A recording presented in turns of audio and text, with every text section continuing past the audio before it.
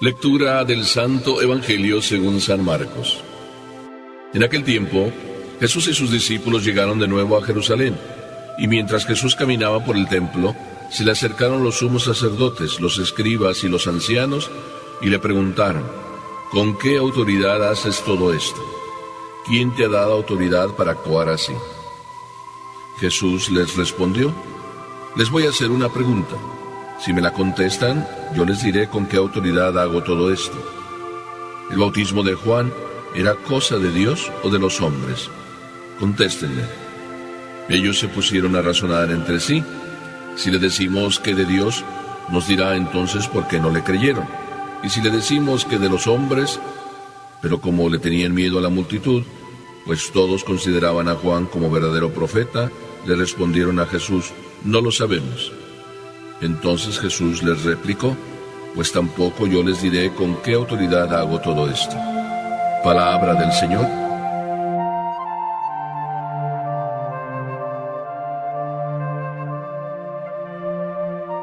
No sean montoneros, sino servidores. Ya sé que vas a decir: vaya título le está poniendo usted a este evangelio. Pero la verdad es que así se me ocurre decir: los montoneros y el llanero solitario. Mientras leía este evangelio, me vino a la mente aquella experiencia, pues de niño, entre los grupos que se van formando en el colegio. Un buen día discutimos y como que empezamos a pelear, pero claro, estábamos en el colegio. Así es de que, pues en el colegio, por cuidarnos de los profesores, que no pudiera haber algún castigo y esas cosas, tú sabes, pues nos dijimos unas cuantas palabritas ahí y después terminamos diciendo: a la salida nos vemos.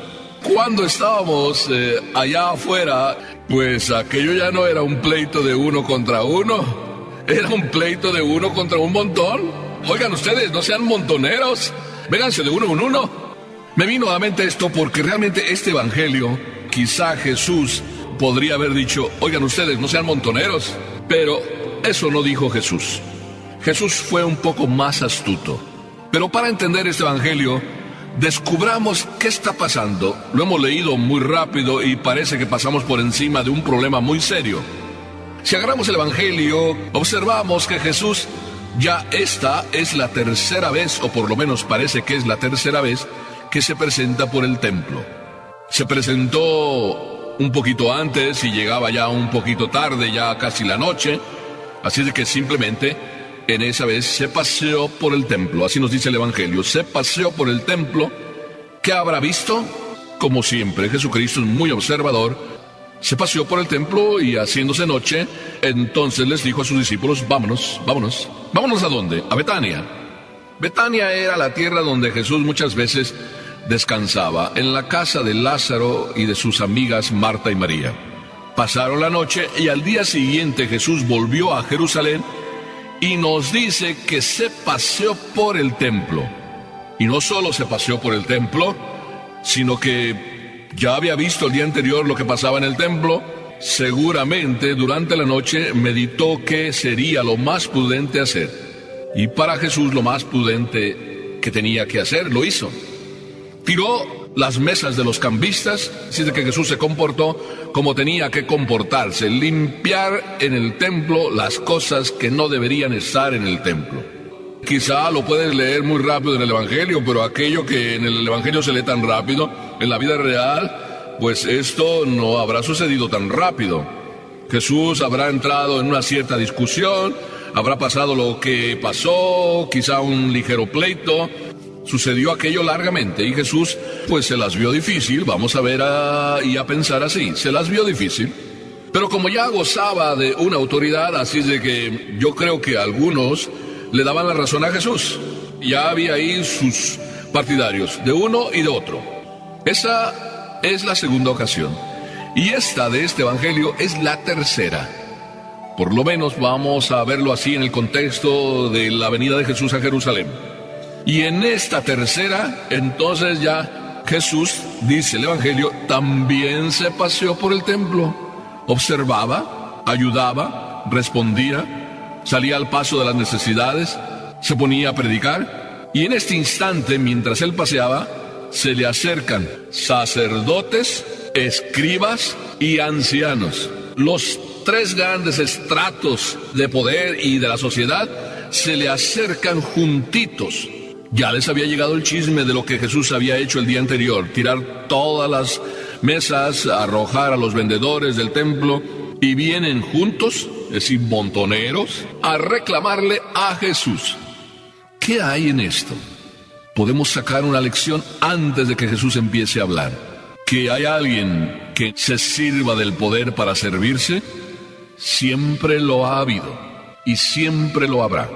El Evangelio nos abre los ojos para lanzarnos una alerta y decirnos: cuidado con que tú te pongas de acuerdo con otros para en el poder servirte del poder y olvidarte para qué es el poder. Si tú te olvidas que el poder es para servir y no para servirte, entonces mal asunto y mal camino.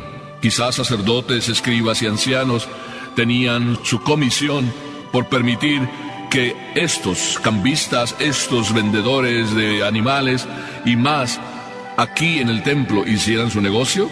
Yo no lo sé. Pero ¿por qué tanto interés en venir juntos a reclamarle a Jesús? Y además decirle: ¿con qué autoridad haces eso? Casi como diciéndole a Jesús: oye, aquí nosotros somos los que mandamos.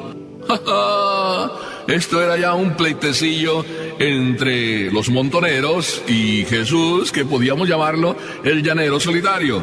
Pero aún en solitario, Jesús no les tiene absolutamente ningún miedo. ¿Por qué será que Jesús no les tiene ningún miedo? Claro que tú ya me dirás: es que es Dios. Pero yo te puedo decir más bien lo contrario. Jesús, antes que ser Dios, es hijo del carpintero, hijo de María, nazareno, como lo reconocían. ¿Acaso de Nazaret puede salir cosa buena? Jesús no tiene ningún miedo. Y esto ya debemos aprenderlo como segunda lección. Jesús no tiene ningún miedo.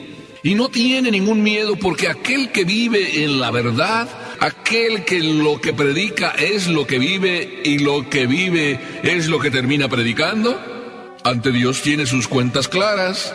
No tiene ni siquiera la mínima preocupación de que puedan matarlo, de que puedan acabar con él.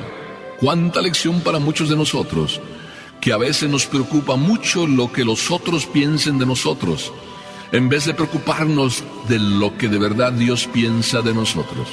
Y Jesús tenía toda su fuerza, en parte como hombre, toda su fuerza en esa transparencia de su vida, en esa pureza de sus intenciones, en ese siempre querer hacer el bien, en ese siempre no andarse sirviendo de su puesto para su propio provecho.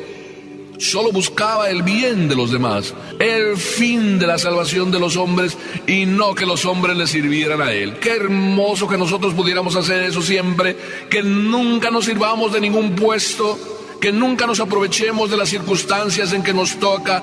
A mí me encanta este Jesús, como llanero solitario, que no le tiene miedo a nadie. Casi como quien dice, fortalecido por la gracia y presencia de su Padre y por Él mismo que es Dios, pero como estábamos hablando antes, como hombre que es transparente y puro en sus intenciones, en esa fortaleza que recibe de su rectitud en las intenciones, se lanza como llanero solitario y bien tranquilo. Y cuando los fariseos le dicen: aquí mandamos nosotros, y te preguntamos: ¿con qué autoridad haces todo esto? Y Jesús ni se inmuta, porque no tiene por qué preocuparse aquel que con Dios es bien claro, y por Dios está únicamente haciendo las cosas. Tan tranquilo, a una pregunta, responde con una pregunta. Si ustedes me dicen de dónde el bautismo de Juan venía, ¿es cosa de Dios o de los hombres? Si ustedes me responden, le respondo yo. Les puso un problema verdaderamente teológico. De una manera indirecta, Jesús, con toda su sabiduría, estaba poniendo en evidencia la falta de rectitud de intención en estos ancianos, en estos sacerdotes, en estos escribas.